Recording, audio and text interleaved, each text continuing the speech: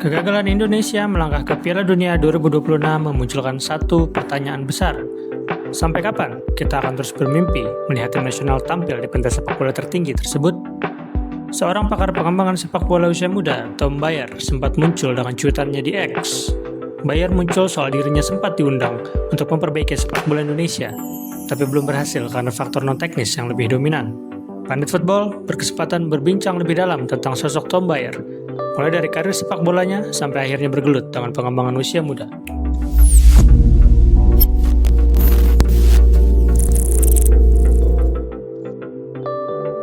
How was the adaptation in the beginning? You know, you came to a foreign country with the language barrier and stuff. How did you manage to face all those things? Well, I think that when you're a player, of course, the language is important, but most of you do most of your talking on the field with the ball, right? So, you know, this is a great sport that we can go anywhere in the world and put the ball out, and many different countries, peoples, cultures can communicate through football.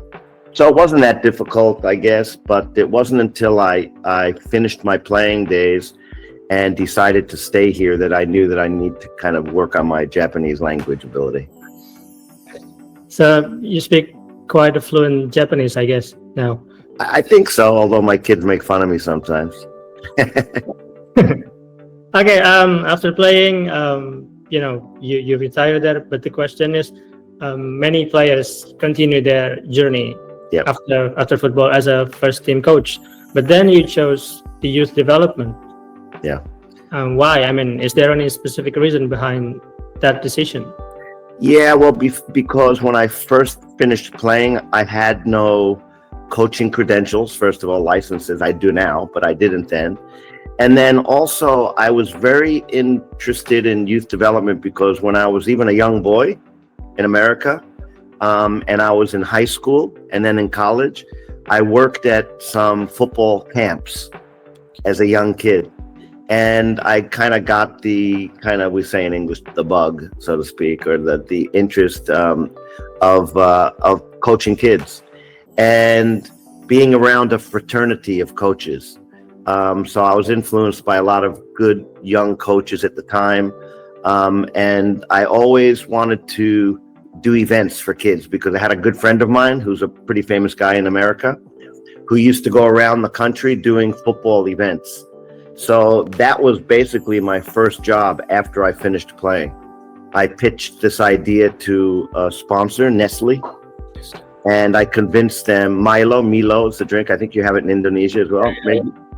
I've read that story.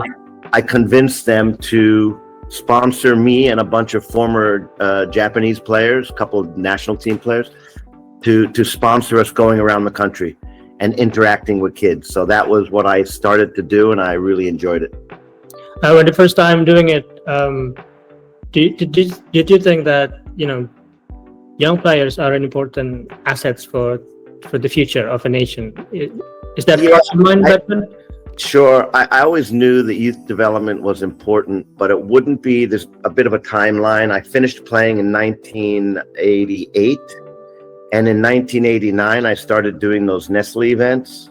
But then in 1993, that was a defining moment because a very good friend of mine who was the former striker of England, who played in the World Cup in 1980, Paul Marrett. Unfortunately, he passed away a few years ago. He was like my brother. And he got me interested in the work of a Dutchman, believe it or not. We'll talk about the Dutch here, maybe a little later as well. But the work of the Dutchman named Will Curver. Will Curver is a very famous Dutchman. He's passed away. He died. But I brought his philosophy and methodology, which is focusing on individual technical skills. So I brought that concept to Japan. I found an investor to invest in my vision, which was I wanted to turn Japan into a hotbed for football development centered around technical skills. And there's no doubt today, fast forward 32 years later, and there's no doubt Japan, when you look at their players, the number one characteristic is they're very good technically. Yeah. So we've accomplished that so far. And so that's how I got involved in it. So once that started, I became fascinated, because in 1989, when I started doing all of the Nestle, those events all over the country, I did that in 1989, 1990, 91, 92, 93. In my 5th year, now I'm marrying together a philosophy and a methodology with a network that I developed all over the country. And I basically plugged into my events all technical skill curriculum. That was it. So to date, I've done over 2,000 events for 500,000 kids and coaches and parents. Since the 90s? Excuse me? Since the 90s or? Yes, since 1989. Oh, since 89. So Yeah. I've done that, but I guess the biggest break for me was being casted on Japan's #1 television for children. And that corner started in 1998. So a lot of these kids, you see, like last night, Japan was losing 2-0. And in the second half, we scored 3 goals. Well, 2 of those goals were scored by kids that go to my school. And there was a couple of other players on the field as well. So we can see now clearly that journey from grassroots to national teams. Yep. And I understand it. So I'm very lucky, because I've worked throughout that whole line, the journey from grassroots to elites. I understand it very well. And I think that's probably what, has gotten a lot of success for me, because most coaches will only focus on one part of football. But I have a very interesting skill set, because I understand media, I understand content, I understand events, I understand coaching, I understand how to create many different things, schools, commercial schools, how to work with brands, how to work with federations, how to work with professional clubs and players. So all of that kind of gave me a very good holistic understanding of how do you actually create a movement, which we created a movement here in Japan centered around technical skills. Well, it's interesting to talk about the game last night, which 2 of the goal scorers were from your school. Yes. But apart from those 2 goal scorers, are there any other player that used to go to your school and then there's over 300 J League players that come from our schools. Oh, okay. So right now, I would say probably there's more. I had heard there were 500. I don't know, because my old company that I used to work for, I launched that football school business, and I was the face of it for about 15 years. And then I left it 17 years ago. So I can't keep track, but I know, because I get the feedback from players when I run into them. They're endless. I would imagine that maybe 1 out of every 5 players has come to one of our schools, because there's 150 schools here. So many kids. And even if they're not in the school, they grew up watching the TV show, or they probably bought one of my 5 best-selling DVDs, or they bought one of our four of my best-selling books, or they participated in one of our events or our camps. So that's when you really have the synergy, everybody moving in the same direction. So that's a very, very kind of well-organized kind of ecosystem.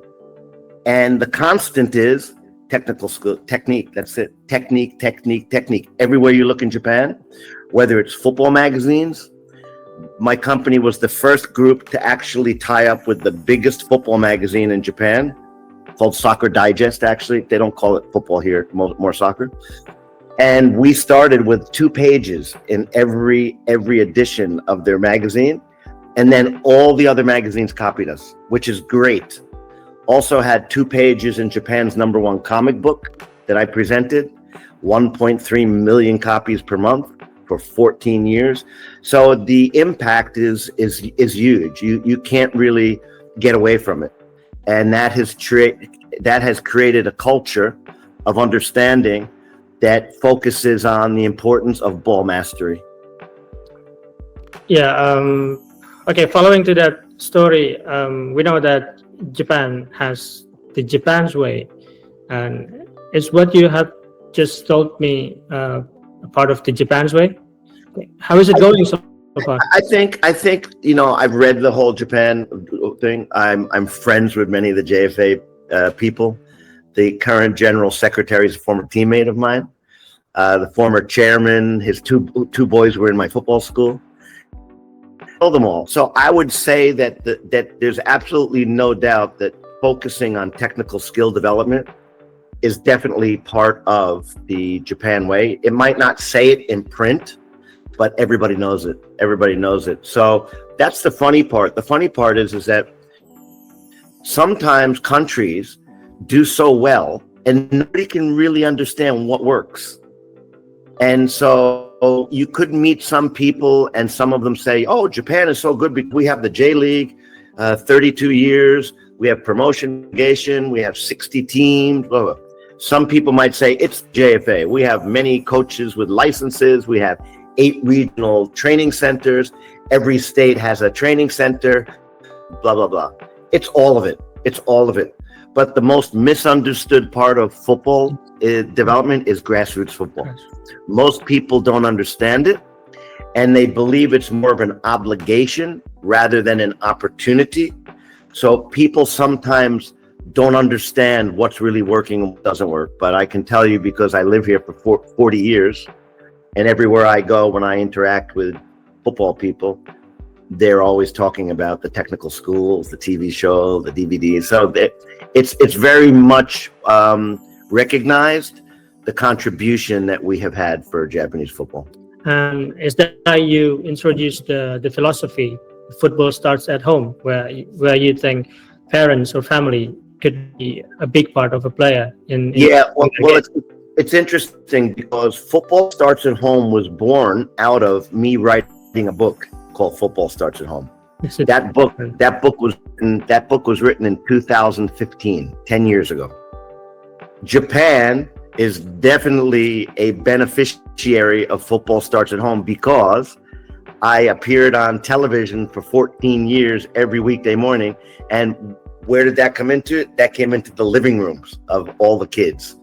So kids were actually playing football in their living room. We didn't call it Football Starts at Home. The difference is it was born out of my experience with my own children. I hadn't understand, and even my old company and many in the world, because I present to the biggest clubs in the world, also FIFA, the AFC, many countries. Nobody really has understood the role that family, culture, and environment plays in football development. So most believe that football development starts when you first join a team or an academy. So to answer your question, there's no doubt about it. Football Starts at Home has been a huge impact here, although we haven't commercially called it Football Starts at Home yet, because everything I did prior to writing the book was targeted and focused on coaches and children who already started playing. So now I understand that part of it. So now this is a new kind of so it really kind of happened in a natural way. Whereas today I can design it because I understand it better, and we can really fine tune it much better as well. But with these days we have social media and stuff. Do you think these things, social media and media exposure, are distracting young players from football because they are distracted easily? We know young players. Yeah, there's no doubt about it. And that's another reason why you just brought it up. That's a great reason why the concept of Football Starts at Home is a potential way to mitigate that, which means it's a way to disrupt it. Because when kids are physically active from a very young age, they're more likely to be focused on sport or on football than they might be playing with gadgets. The gadgets, they're not going away. They're here to stay forever. In fact, it's probably getting worse.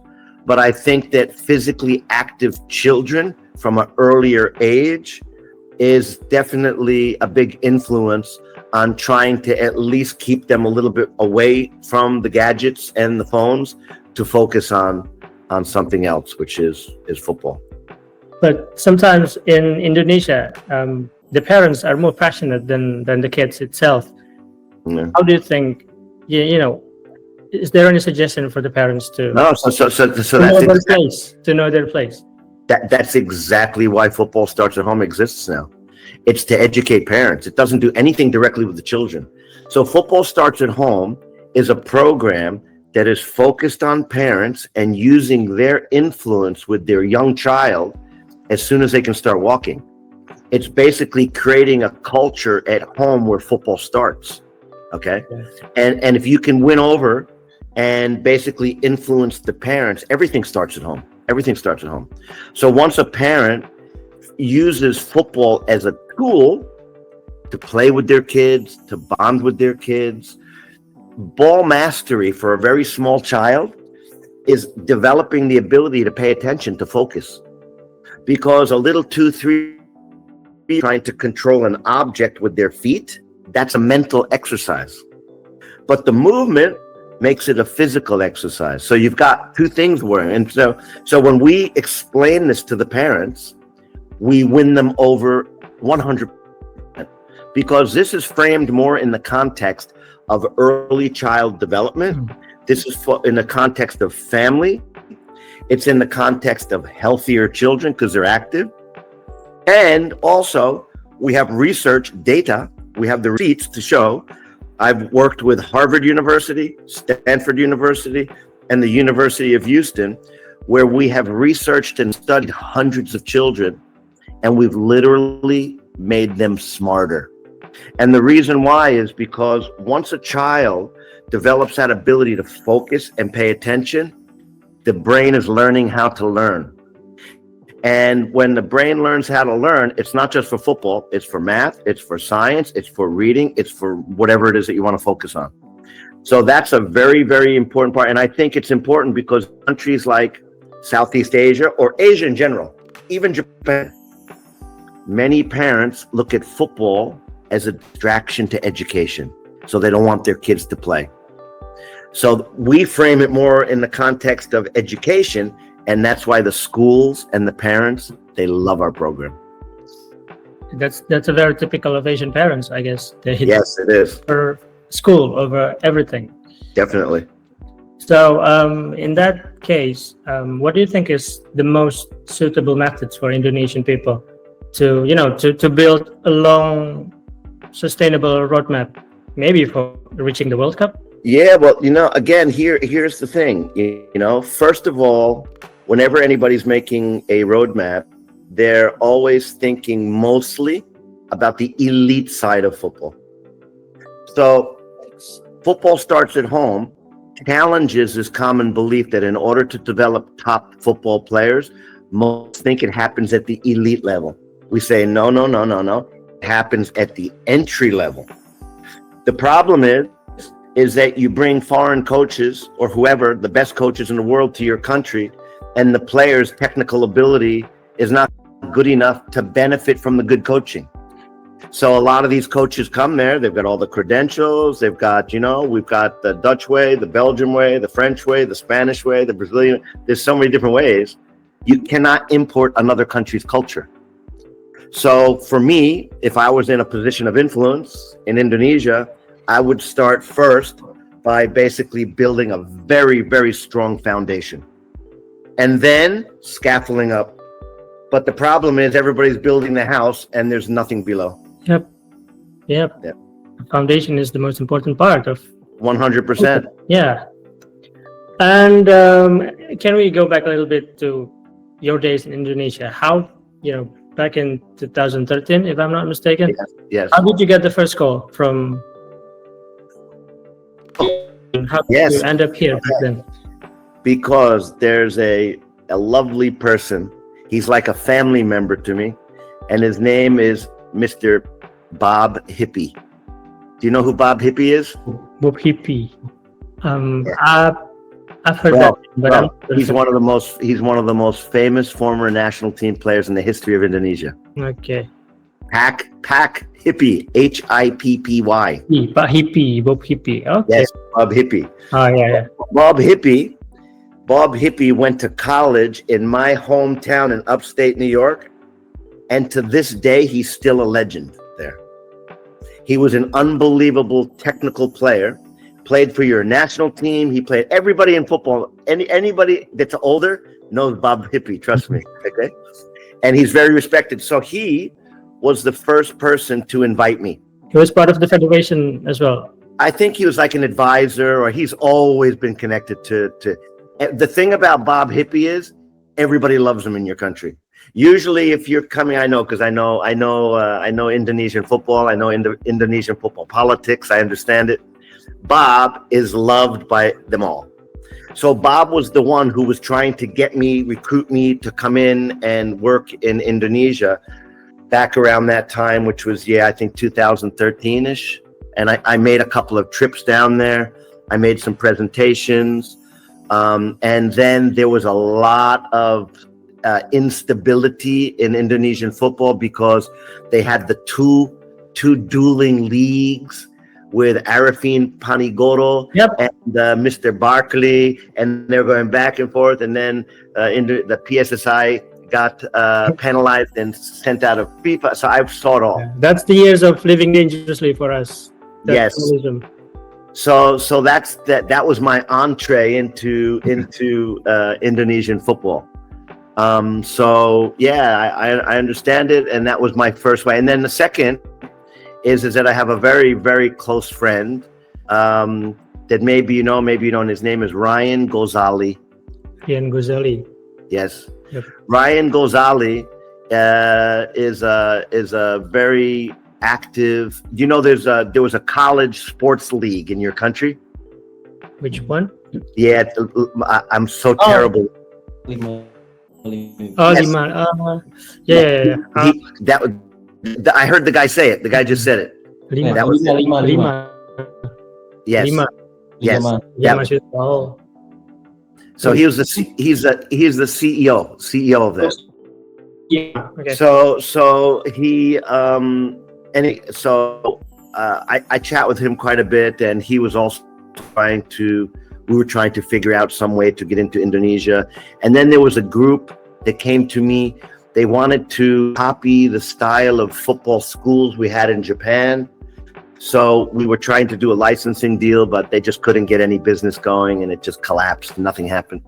So that was it. I have really never been back there to do anything other than I made a visits as a volunteer, and I'd done some events for children, for coaches, and some media interviews, and that's it. Is that when you say politics are a very serious problem in developing Indonesian football? Is that what happened back then? Politics and I think it's probably been embedded into the culture, into Indonesia. But here's the good news. There's many countries like that as well.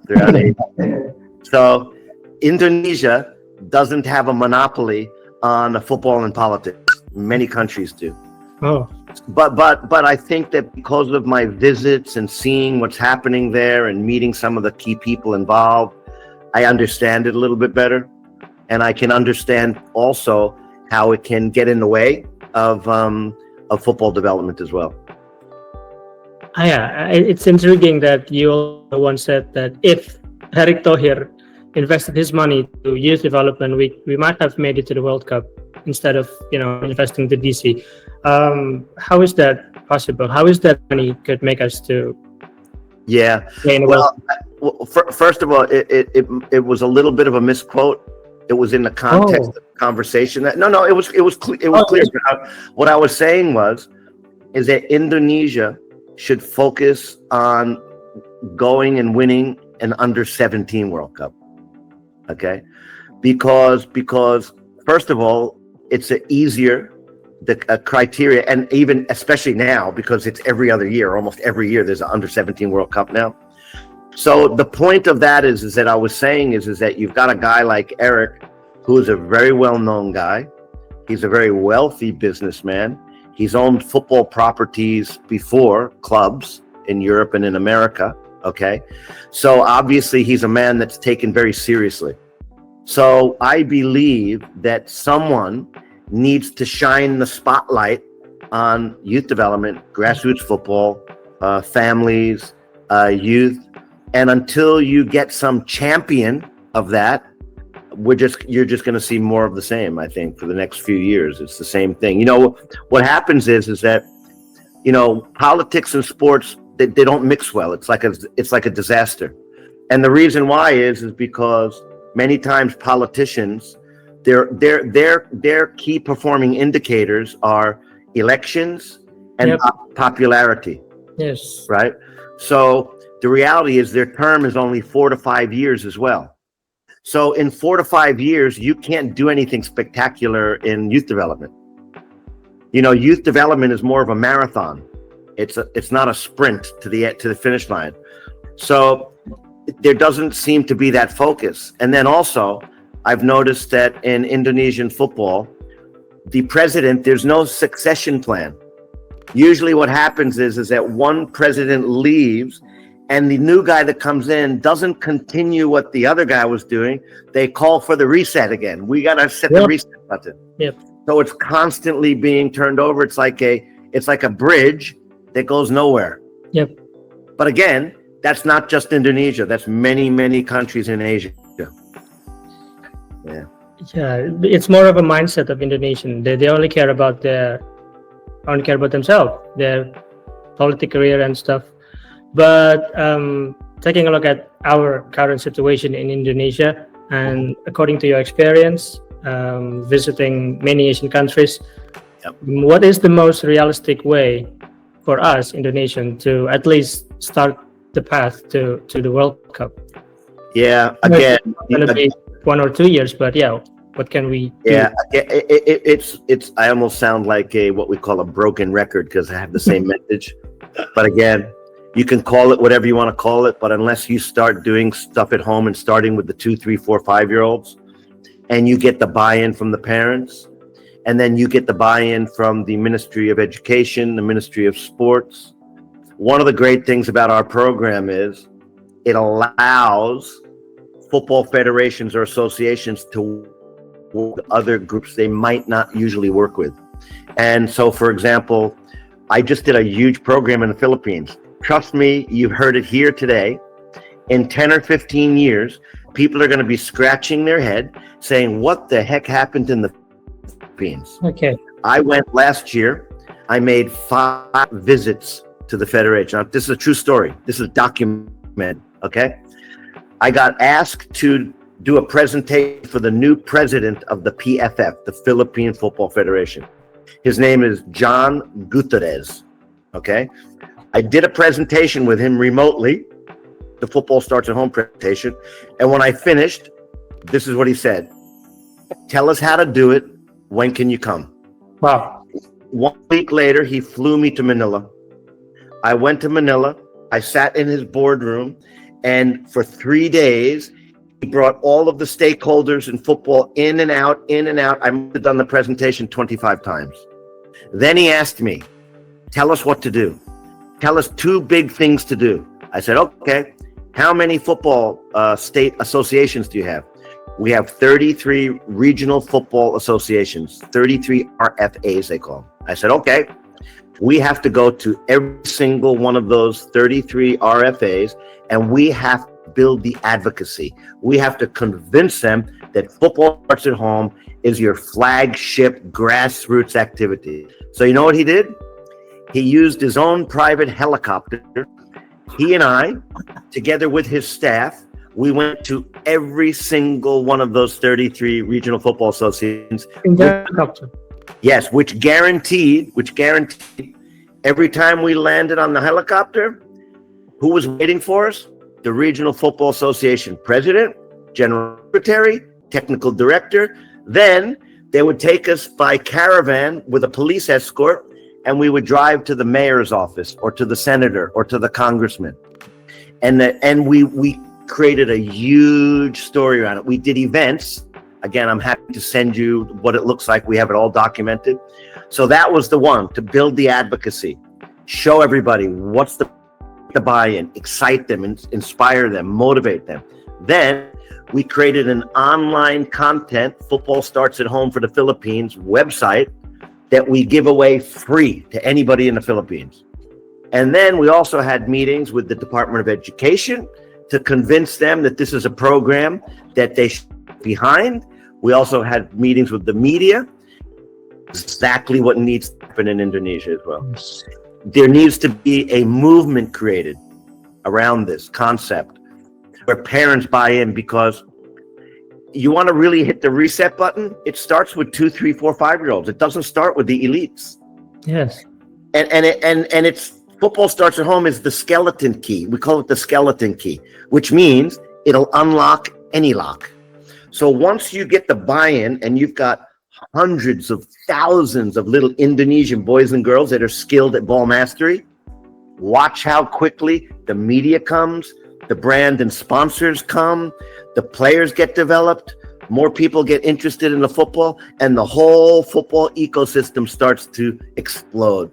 The reason that Japan is so good today is the work we started 30 years ago. The gap between the very best Japanese player and the worst Japanese player is tiny.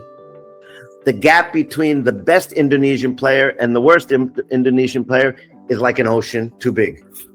So when you close that gap, that's when your elite player pool explodes, and that's what you're seeing with Japan right now. Yeah. Every time I get my phone, every time I sign on to my phone, some new player has gone to Europe from Japan. Every day, it's like endless. Even Philippines has roadmap at the moment. Has what? Yeah, even the Philippines have roadmap for their long-term. Yeah, 100%. project. I mean, 100%. And now, also, I have had a lot of interest from Malaysia as well. See, yeah, I don't know what happened with Indonesia. Yeah, the PSSI cannot work alone. They have to, work with the Ministry of Education and all that, because Well, here's the good news, but yes and no. There's other ways around that. What? So, for example, this is very important to understand. It doesn't necessarily have to be the PSSI. It would be great if they did, but you're talking about needing a very strong media component. So every time where I work in my world, what I'm searching for is the highest mountain peak with the biggest megaphone to talk down to. Mm-hmm. Now, you talk about media, social media. Indonesia is one of the biggest in the world. So is Philippines for the penetration of social media. Yep. I imagine that Indonesia could start a huge football starts at home movement without even the cooperation of the federation. Okay. Nothing to do with it. But if you have them, it's a plus. Don't get me wrong. Right. But it's not a 100% necessity. If some of the big broadcasting channels, like some of your big media channels, TV, radio, whatever it is, newspaper, if they were to get behind it, because we're just trying to speak to parents. That's it. Yes. And so, see, this happens in a natural environment in certain countries. You don't need to call it football starts at home, because football starts at home.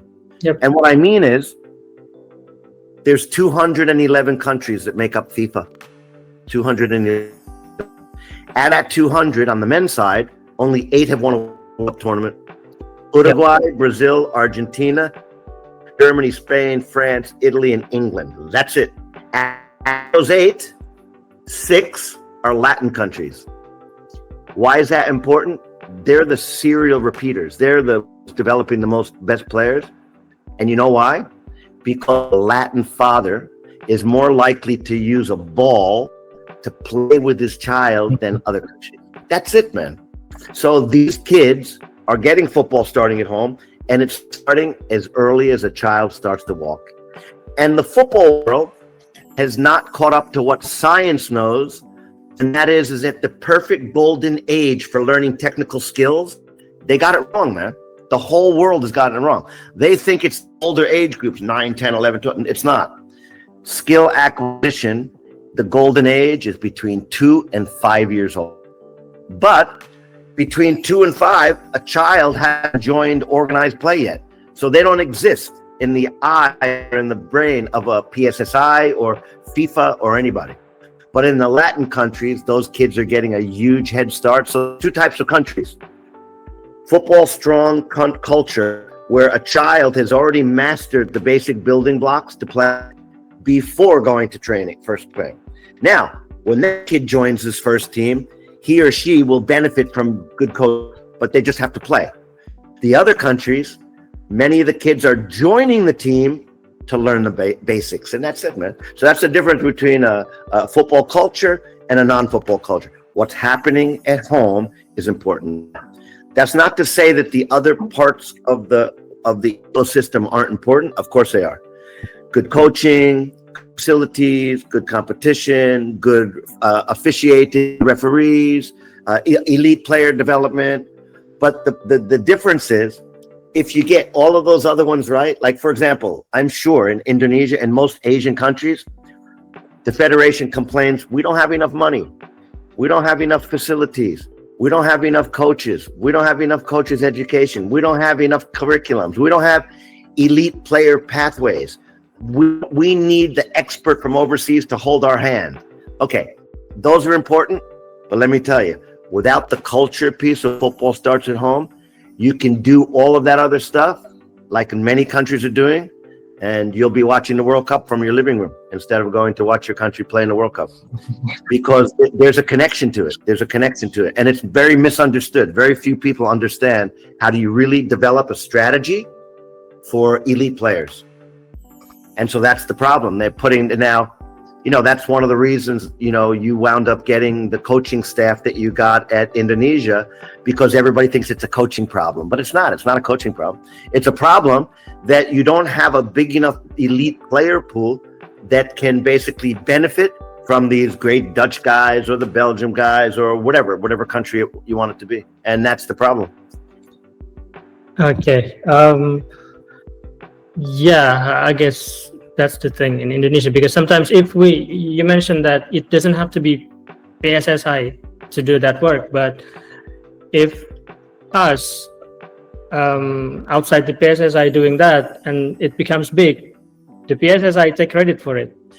Hey, who cares? As long as you're developing players, right? I mean, that's the reality of it. I mean, you don't have to really worry about that. It's like this. When I started out here in Japan, my staff, I had a big staff of people working with me. They were complaining, oh my God, everybody's copying our technical drills, and the football magazines, they're all copying what we're doing. I said, that's great. We want everybody to be going in the same direction. Yeah. Who cares? That's the problem. Everybody wants to take credit for it. Someone wants to stand up and say, oh, I did it. Okay, great. Clap. The reality is, if you can develop players, and there's a pipeline, it's a very strong pipeline like Japan has and Korea has as well. Although Japan is ahead of Korea, there's no doubt about it these days. But the reality is that who cares? Those are just emotions, okay, who did what? Something, I don't think you should be worried about that. The important thing is to build or create the ecosystem and the culture first, and then you can go forward after that. You have to, because again, like I said, it's the skeleton key, man. It unlocks all the other locks. All these other things that people complain about, they don't become problems. So for example, when you have an army of little boys and girls that are skilled at ball mastery before they join organized play, even paired with the inexperienced volunteer father, those kids will develop well. They'll develop well, because that's what's happening in South America, in Latin countries. Their coaching is no better than any other countries at the grassroots young levels. I'm talking 6 to 12. There's no different, no better coaches. The Dutch aren't any better. The English aren't any better. The Germans aren't any better. They're the same, man. It's the kid. It's the quality and the level. So what happens is, federations are not responsible for developing players, man. It's teams and families. That's culture. The culture is what's developing the players. Yep. In Japan here, kids play all year round. They play 52 weeks a year. 52 weeks, man. There's no on-off season. There's no like, oh, we're off season. No. It goes 52 weeks. That's a culture thing. That's a culture. Japanese families accept that when their little 6-year-old joins a team, they're going to train 4 or 5 times a week for 3-4 hours of training session. Many countries in the world won't accept that. They won't accept that a little 6-year-old practices that much. But the culture in Japan allows it. Yeah, it's a culture thing. A culture. So, and what is culture? Culture is when a family, a community, a state, a country shares the same beliefs and values. That's it. So in order to do that, you need to go out and amplify that message. Football starts at home, one of the benefits, and also convince parents that there's a much, much bigger outcome aside from only playing football. Okay? I'm going to make your kids smarter. They're going to be able to focus better. They're going to have better attention span. They're going to be healthier because they're moving earlier at 2, 3, 4, 5, and 6. A country like Indonesia and a lot of the Asian countries has a very big problem with child obesity right now because kids don't move. So encouraging and teaching parents to get their children active from a very young age, that's a national interest for the country, Indonesia.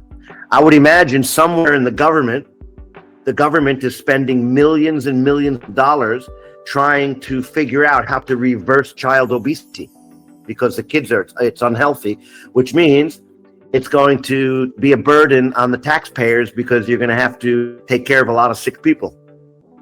So framing sports in a different way is a way of being able to gather more resources. There's a huge homework for us, for Indonesia, but from what you have explained, it's very insightful. Yep. Thank you very much for your time. There's a lot of things that we have to do, not only PSSI, not only the federation, but the fans as well. So I hope Indonesia and Japan could meet in the World Cup 30 years from now. I don't know.